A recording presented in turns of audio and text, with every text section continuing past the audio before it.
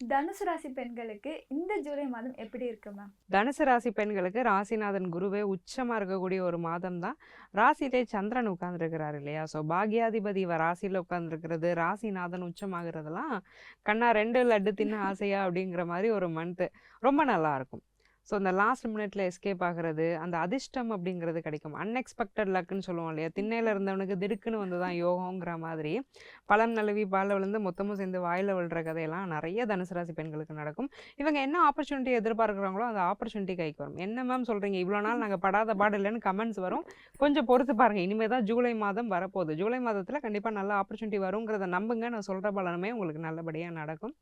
எதிர்பாராத ஒரு நல்ல திருப்பு முனைகள்லாம் நிரம்பிய ஒரு மாதமாக தான் தனுசு ராசி பெண்களுக்கு இந்த மாதம் இருக்குது. ஸோ அவங்க கரியரில் எந்த இடத்துக்கு போகிறாங்களோ அந்த இடத்துக்கு போகிறது, தன்னை தானே நினச்சி சந்தோஷப்பட்டுக்கிறது. ஸோ நம்மளை பற்றி நமக்கு ஒரு சந்தோஷம் வரும் இல்லையா? அட் த எண்டு நமக்கு நாம தான் இருப்போங்கிற மாதிரி சேயிங்ஸ்லாம் நம்ம பார்த்துருப்போம்.